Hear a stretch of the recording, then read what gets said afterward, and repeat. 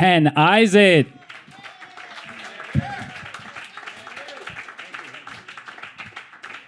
Hi, everybody. It's great to see you. I am from Texas, and I'm known as Nobody, which probably makes sense here in New York. But like everybody else in the world, I thought I was somebody. I did all the right things growing up. I grew up in a normal family, none of the dysfunctions. I was an Eagle Scout.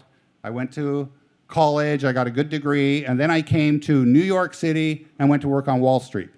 And I really thought I was somebody because I became the #1 financial analyst on Wall Street.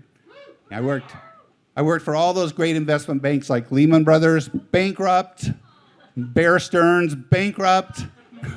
Everybody I worked for went bankrupt.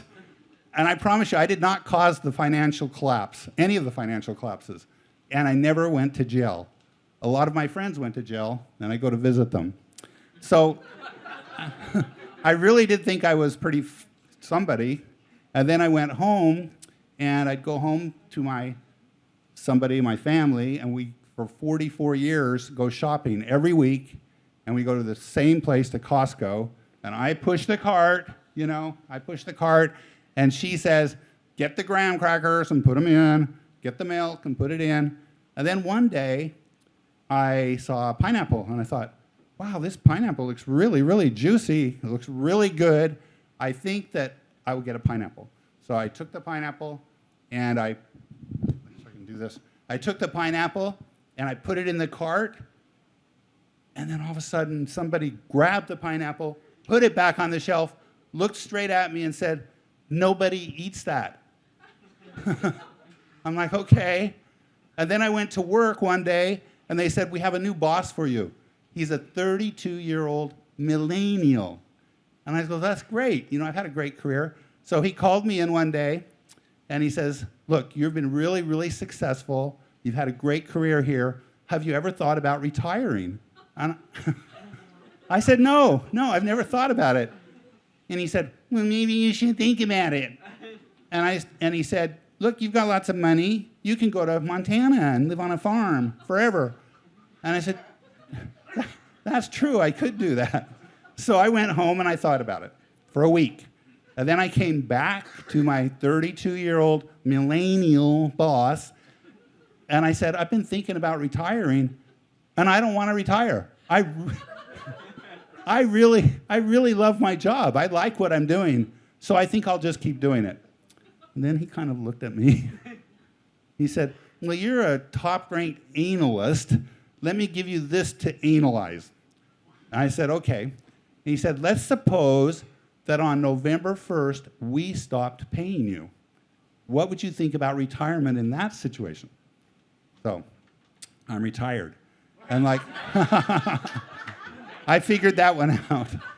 So like all the other retired people in America, I sit around all day just analyzing things and wondering what's going on.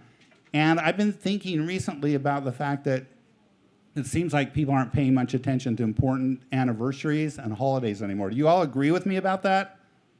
No, it's kind of going down, the meaning of things.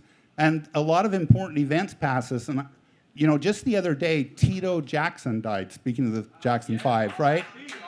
Yeah. And he was a great guy, and his brother. And I've been thinking a lot about Michael Jackson.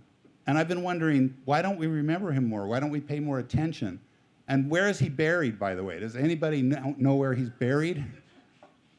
Nobody knows. Oh, my gosh. Some people think he's buried in Japan. Some people think he's buried in California somewhere. Some people think he never died, like Elvis Presley. But he wanted to be buried in Neverland Ranch. He wanted to be buried in his own backyard. And the authorities said, no, you can't do that. You cannot be buried in your backyard. I have a problem with this. I bury people in my backyard all the time. People say nobody does that. And I said, you're right. Nobody does it. But no one says anything to me about this. I say this all the time. And I came here to New York City to tell you guys that, to let you know that I'm down in Texas, burying people in my backyard all the time. But I'm not worried about saying it here in New York because I know the police are going to come in, haul me out, and they'll book me, and then they'll let me out on bail, and I'll be free. Thank you. I'm Ted Izatt. It's good meeting you all.